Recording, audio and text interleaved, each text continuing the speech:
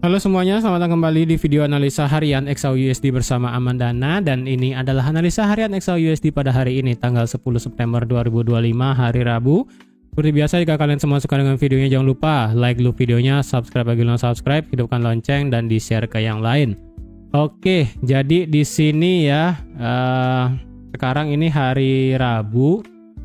Ini sekarang di Bali ini lagi hujan parah ya. 2 hari hujannya gede sekali, alhasil banjir di mana-mana. Ya, baru 2 hari hujan aja udah banjir, gak ngotak ini, banyak yang tenggelam ya. Untung tadi rumah sih untungnya aman ya. Jadi untuk teman-teman yang di Bali, semoga wilayahnya aman ya, tidak terkena banjir, dan kalau kena banjir semoga cepat surut. Oke, di sini sekarang sudah hari Rabu dan besok adalah hari penting ya, karena besok kita akan menghadapi yang namanya data CPI di Amerika.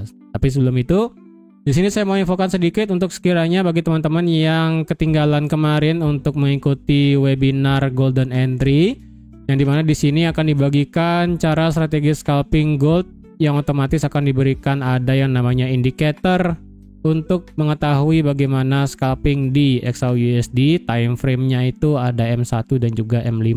Tinggal pakai aja indikatornya, dan bahkan di sana bisa untuk memakai yang namanya entry otomatis melalui aplikasi Discord. Nanti di sanalah banyaknya ya, caranya gampang.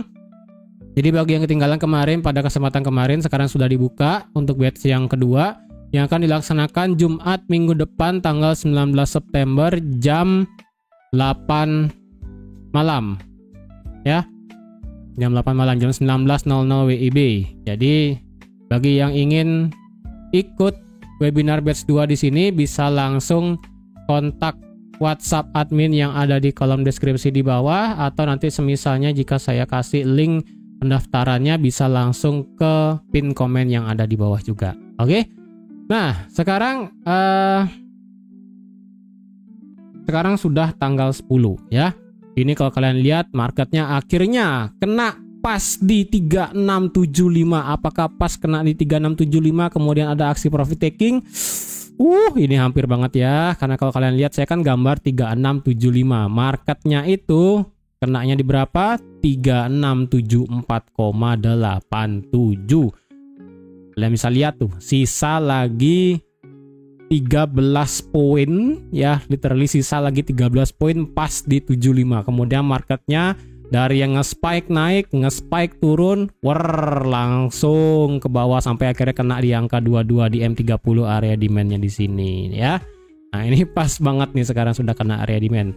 Nah, sekarang apakah kita mau ambil posisi buy sekarang kalau kayak gitu ya? Kalau kalian ingin langsung entry buy di sini silahkan, karena ini adalah area demand-nya. Dan ini juga adalah pertahanan terakhir sebelum semisalnya di sini liquidity-nya bisa dibabat. Jadi hati-hati ya.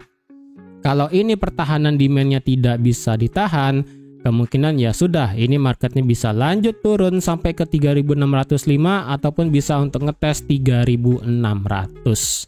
Jadi semisalnya kalian yang dari kemarin-kemarin saya juga ngelihat kolom komentar ya, banyak banget yang sudah nge-sell, sudah berhari-hari floating. Semoga equity kalian kuat, dan semoga kalian jika misalnya ini marketnya kemarin naik sampai ke 60 dan sampai ke 70, kalian nambah lagi entry sell, dan sekarang sekiranya sudah profit, better close ya. Lebih baik kalian menyelamatkan, ataupun lebih baik kalian itu close semua posisinya, tidak perlu maruk untuk mencari posisi profit banyak, karena sekali lagi kalian itu sudah floating lama bagi yang lama floating sell ya. Jadi lebih baik close aja posisinya, tunggu besok newsnya. Jadi sekarang santai dulu ya. Memang sih hari ini untuk di hari Rabu kita juga ada news ya. Nanti malam kita ada data PPI dan core PPI. Tapi ini adalah Producer Price Index.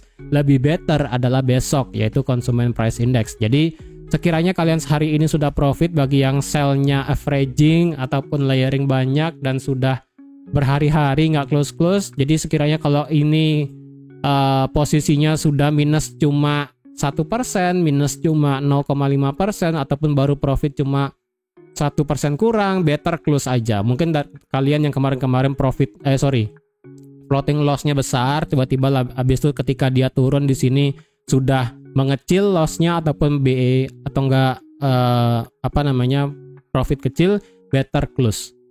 Ya, ini karena kalian sudah dikasih kesempatan buat turun. Ini ya, karena besok kita nggak tahu data CPI seperti apa.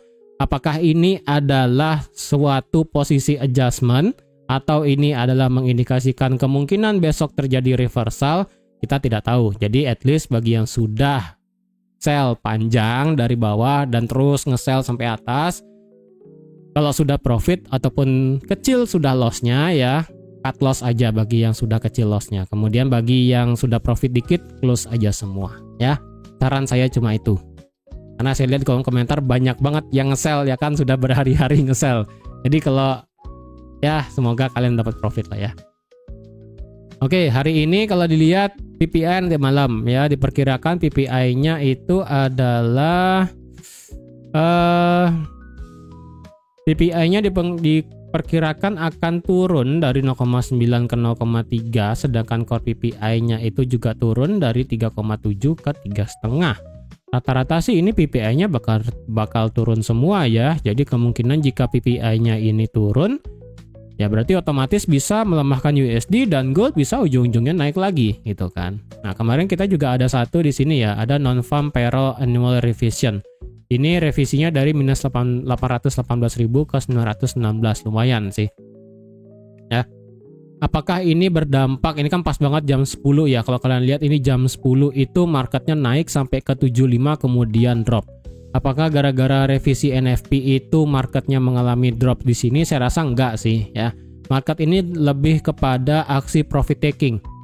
Ya, aksi profit takingnya lumayan dari 75 sampai ke 28. Jadi bayangin selama 1,5 jam ya, 1,5 jam ini kan 3 candle M30 ya. Kalau misalnya lihat sendiri dari 3674,8 drop sampai 3626 itu 478 pip. Ini pure adalah aksi profit taking.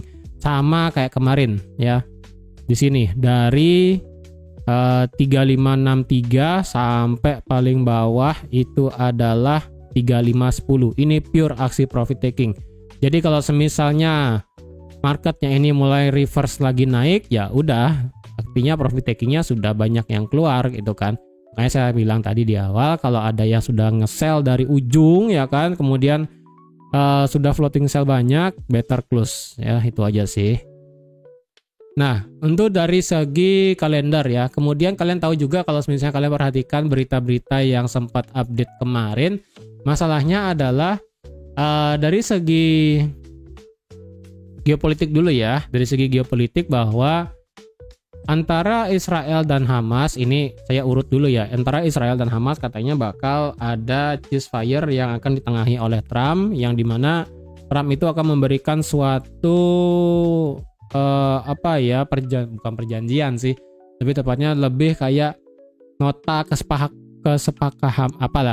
kesepahaman ya gitu bahasanya, antara Israel dengan Hamas supaya bisa ceasefire gitu kan. Nah, kemudian kemarin kita tahu juga Israel sempat nyerang mana kemarin ya? Israel juga sempat nyerang di wilayah Qatar ya kalau nggak salah ya. Mana berita kemarin ya? Ada sempat lihat kok. Oh nih ya, Israel try to attack Hamas official in Qatar. Jadi di sini Israel di backup sama Amerika tuh kan. Amerika give us full cover to attack Hamas in Qatar. Jadi di wilayah Qatar Israel menyerang bagian Hamas gitu kan. Kemudian dari segi yang lainnya adalah itu geopolitik di Timur Tengah ya. Kemudian geopolitik yang ada di Eropa, lebih tepatnya agak di barat sedikit ke utara adalah di sini yang pertama Trump memberitahukan memberitahukan EU untuk menerapkan tarif ke Cina dan India sebesar 100% untuk menekan Putin, supaya sekali lagi ya Putin dan Zelensky itu kan sekali lagi belum ada niatan untuk damai lah bahasanya, ataupun gencatan senjata dan sebagainya itu belum ada gitu kan. Jadi Trump mengisyaratkan EU kalau bisa kasih India dan Cina itu tarif 100%. Kemudian di sini ada yang bilang di sini US Member of Congress mengatakan bahwa Rusia menyerang wilayah Polandia. Ya. Ini sih katanya Rusia is attacking NATO ally Poland with Iranian set drone less than a week after President Trump host President Zelensky at the White House. Jadi katanya ini ya, ini kan masih katanya gitu kan, Rusia menyerang sekutu NATO yaitu Polandia dengan menggunakan drone gitu kan. Cuman apakah reaksi marketnya ada? So far sih nggak ada reaksi market. Jadi kalau kalian lihat di sini semua marketnya itu merah ya. Kalau kalian lihat di sini ya. Dari kita kripto bicara yang besar-besar aja ya. Kayak Bitcoin ini mulai merah, kemudian indeks flat, kemudian indeks dolar juga flat, kemudian major pair rata-rata flat, yen pair juga flat. Kalian bisa lihat juga gold sekarang ini koreksi turun. Jadi sekali lagi yang saya bilang tadi di awal, antara ini adalah posisi adjustment untuk besok, atau memang ini mengisyaratkan bakal terjadinya koreksi dari segi gold ini sendiri. Tapi dari segi permintaan akan aset safe haven sih ini masih cukup tinggi ya. Jadi sementara bensin dari geopolitik dan juga isu pemotongan suku bunga masih menjadi bahan bakar yang cukup. Makanya saya bilang kalau kalian mau ingin trading gold yang lebih bagus, lebih baik menunggu news aja. Jadi kalau sudah menjelang H-1, H-2 news, better kalian itu hati-hati aja. Karena saya worry-nya ini biasa terjadi posisi adjustment. Ya. Oke. Karena nanti malam kita cuma ada data PPI. Kemudian nanti katanya, mana dia tadi saya udah bilang ya. Trump bakal berbicara, mana ya? Oh ini dia. Trump will give full statement on Israel tomorrow. Berarti kan tomorrow berarti kan nanti malam ya.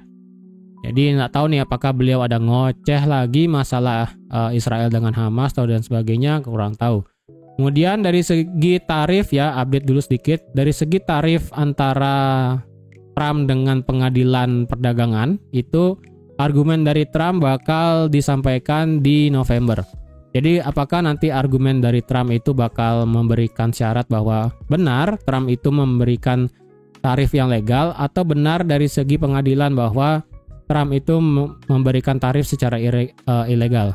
Nah ini sih kita tidak tahu nih. Soalnya ini November ya, early in November. Nah, gitu ya. Oke. Kalau hari ini kita lihat bagaimana, apakah kita mau ambil buy atau ambil sell ya. Sementara tadi sih sudah ambil buy ya. Cuma kalau mau ambil buy, hati-hati. Hati-hatinya kenapa? Hati-hatinya adalah kalian bisa lihat di sini. Ini adalah untuk pertama kalinya marketnya itu ngebuat seperti pola Morningstar ya. Ini adalah ini bukan hanging man ya. Kalau hanging man tuh di sini, hanging man-nya itu di sini. Cuman hanging man di sini kan terjadi di antara bullish yang panjang banget. Jadi ini tidak dijadikan sebagai hanging man. Kalau ini dibilang sebagai inverted hammer, enggak juga. Kalau dibilang hammer juga enggak. Ini lebih kepada kayak shooting star ya. Kalau nggak salah ya, sorry kalau saya salah bentukannya. Jadi otomatis kalau semisalnya hari ini kita mendapatkan candle merah di hari Rabu dengan proporsi candle adalah semisalnya seperti apa ya, seperti ini ya. Let's say lah kita bentukan candle merahnya seperti ini. Oke, ini saya gambar dulu. Nah, jadi anggaplah kita bentuknya bakal seperti ini ya. Anggap aja ya. Anggap aja kita bentuknya seperti ini. Ini nggak usah terlalu jauh ke bawah deh. Anggaplah segini ya. Yang penting bodinya merah di sini sudah memakan setengah dari body di hari Senin kemarin. Kalau semisal kita mendapatkan candle merah dengan tutup di sekitaran 3.600-an ya. 3.605, 4, 3, pokoknya setengah dari body candlenya di hari Senin. Karena kalau setengah body candlenya itu kan di harga 3612 dan 3615 ya. Jadi wajib di bawah itu. Kalau semisal tutup di bawah itu, berarti kemungkinan ini bakal menjadi yang namanya pola Morningstar lagi, sorry, shooting star. shooting star yang terjadi di daily, yang dimana kita tahu ini adalah trennya yang kuat sekali naik, maka ada potensial marketnya bakal terjadi koreksi. Kalau memang terjadi koreksi, maka Fibonacci kalian sudah mulai bisa tarik dari sini sampai sini. Ya, dari sini sampai sini, maka ketemulah 38,6 ada di 3.536, kemudian 50% ada di 3.500 dan 61,8 ada di 3.450. Ya, ini angkanya cantik juga. Nah, jadi otomatis kita akan menunggu hari ini, apakah hari ini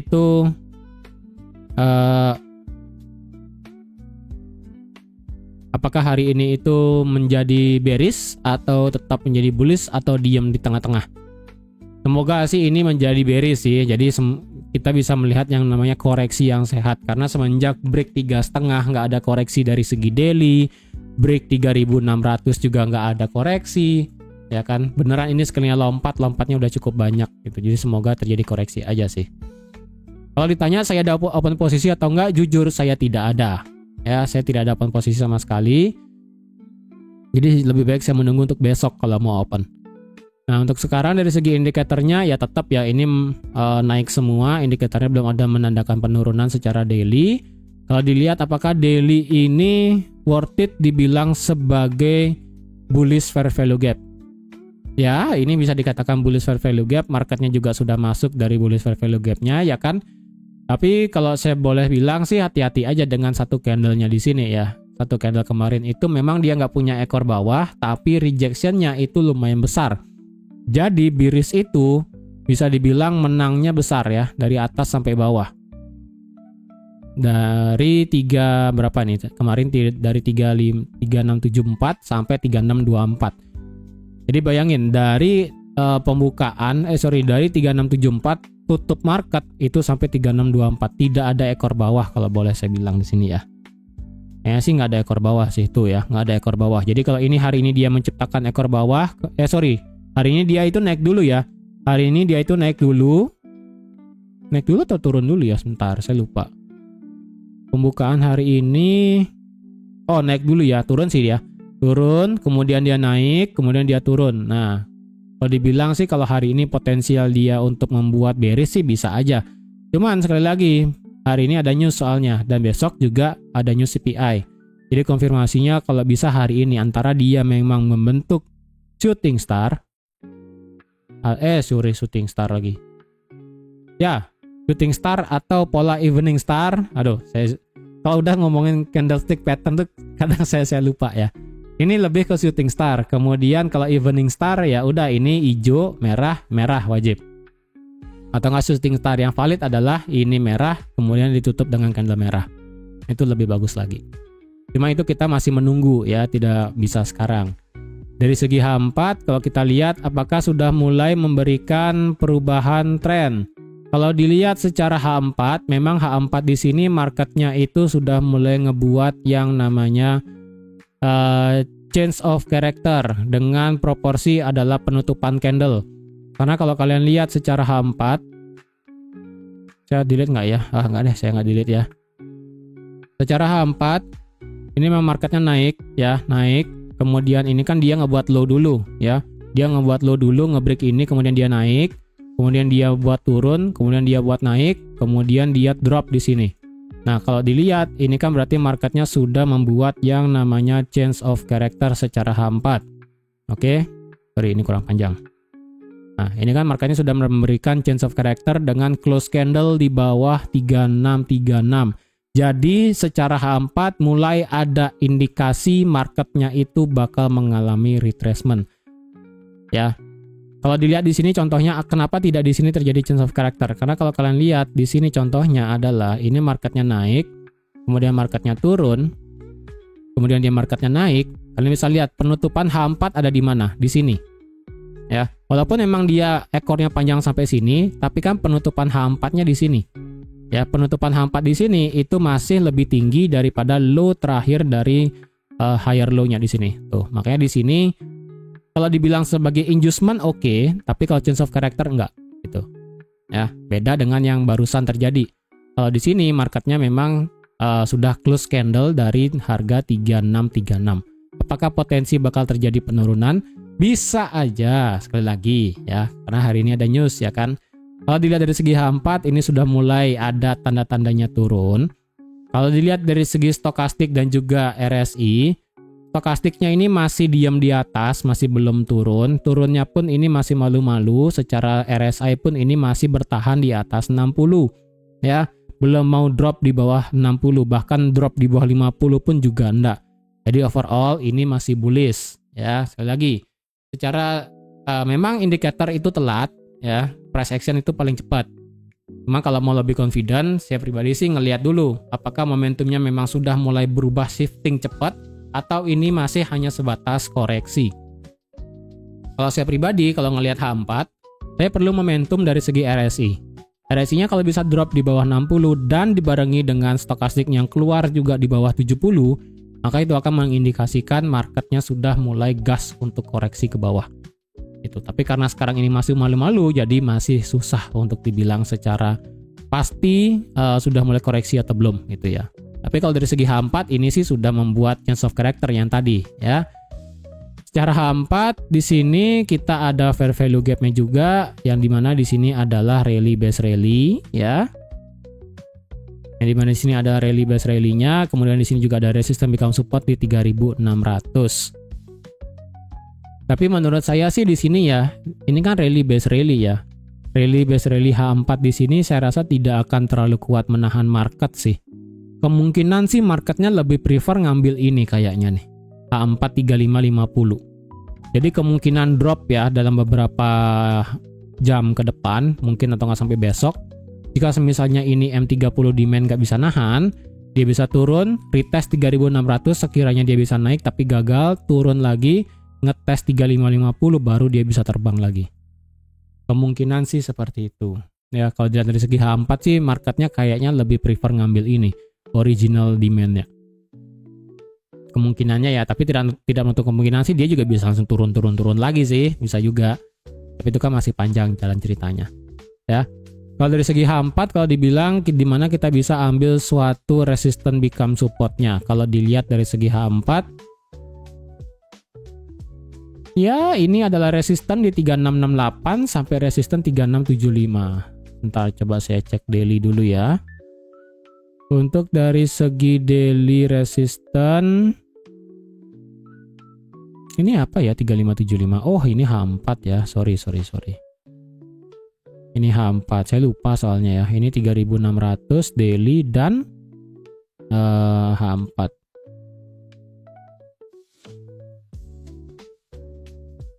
Better daily sih ya, better daily. Oke.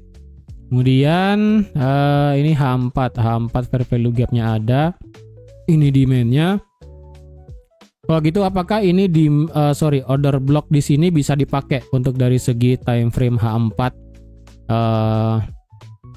order block bearish-nya ataupun area supply-nya? Kurang bagus sih. Bisa dipakai, menurut saya sih bisa ya. Menurut saya sih ini bisa dipakai. Coba kita lihat time frame kecil ya.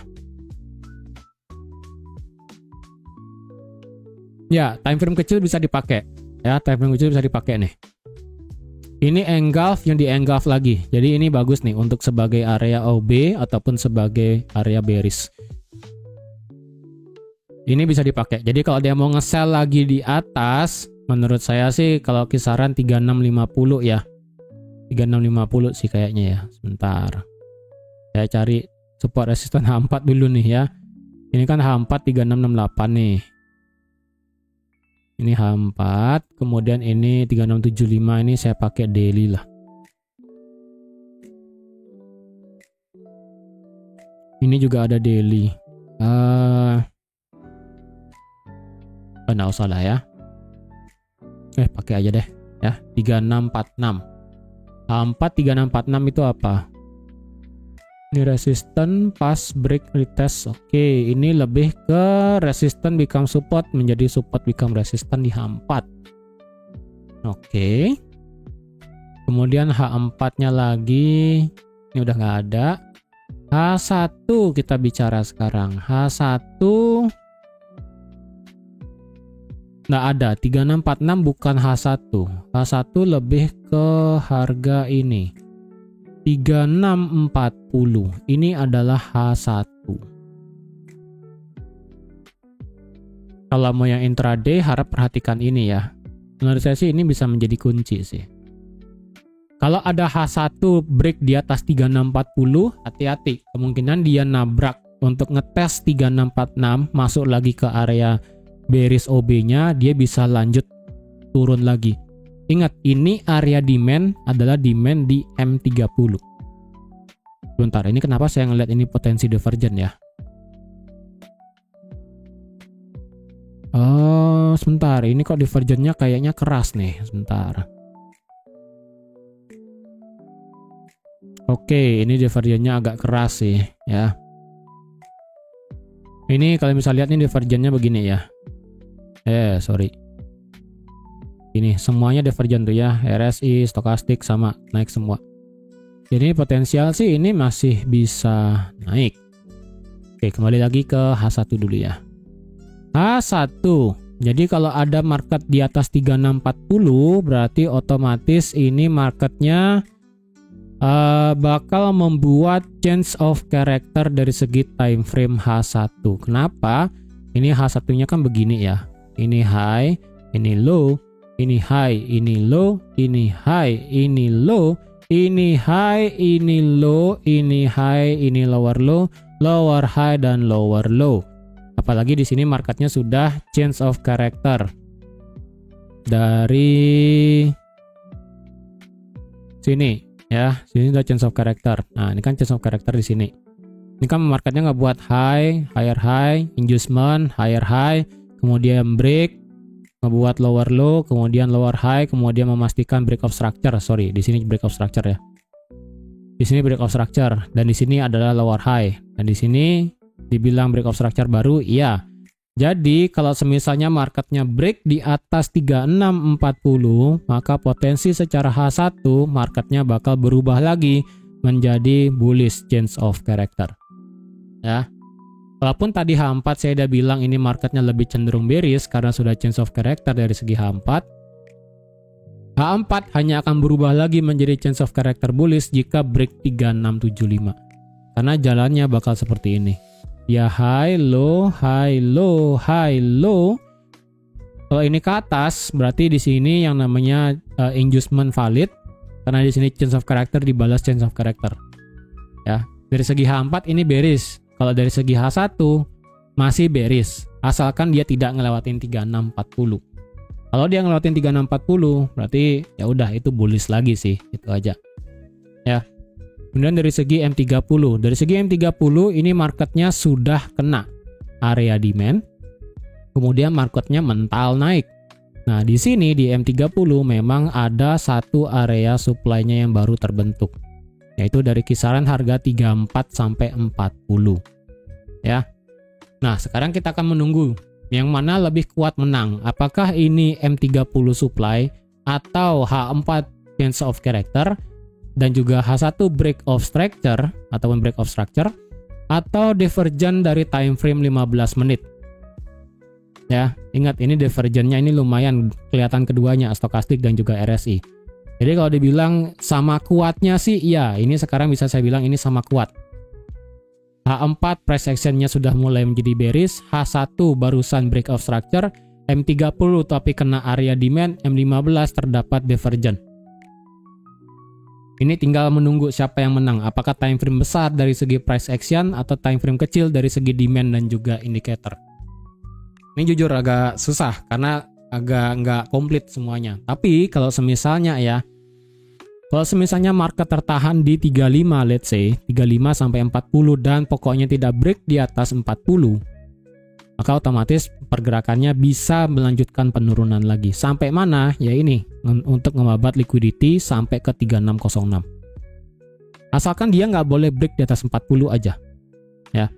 Walaupun di sini memang sudah terlihat divergent dan ini divergentnya juga sudah mulai naik, tapi kalau divergentnya itu kalah dari segi time frame-nya besar, dia hanya naik untuk mengambil bensin, kemudian marketnya lebih prefer untuk lanjut turun, dia bisa lanjut turun jauh, sudah tidak mengendahkan area demand M30, dia bisa lanjut turun sampai ke 3605.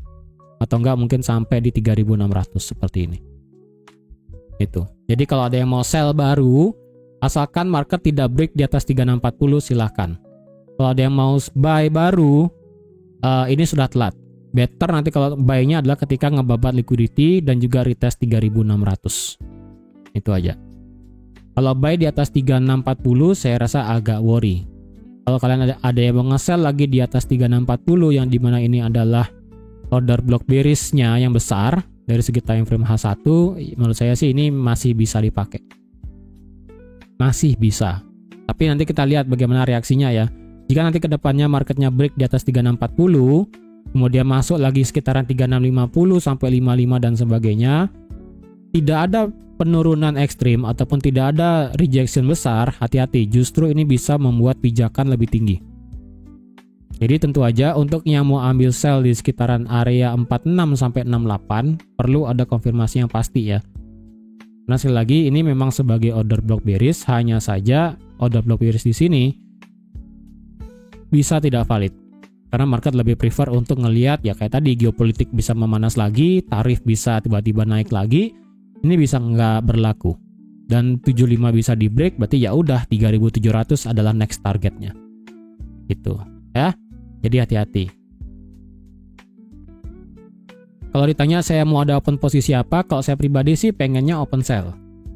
Ya, saya pribadinya sih open sell. Asalkan sekali lagi tidak ngelewatin 40.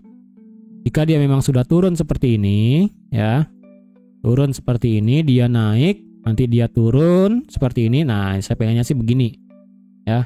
Kalau udah kayak begini tuh enak, ya. Ambil posisi apa aja bukan apa aja sih, kalau ambil posisi sell enak, bisa sampai 3600. Tapi kalau marketnya ngasih seperti itu ya enak. Kalau nggak bisa ya saya rasa sih agak susah. Ya. Ingat ya, hari ini kalau ditutup merah berarti otomatis shooting star valid dan marketnya bakal bisa ngebentuk evening star. Dan otomatis Fibonacci sudah mulai bisa kalian pakai dari harga 3311 sampai 3674. Oke. Hari ini kita ada news PPI, jadi kalau sekiranya ada yang mau trade, perhatikan nanti malam itu adalah newsnya di jam 8:30 WITA atau nggak jam 7:30 WIB, jadi harap perhatikan ya. Jadi sekian dulu untuk analisa XAUSD pada hari ini. Terima kasih sudah menonton video sampai habis. Terima kasih juga sudah like, share, dan subscribe seperti biasa. Dan sampai jumpa lagi di analisa harian XAUSD selanjutnya. Bye-bye.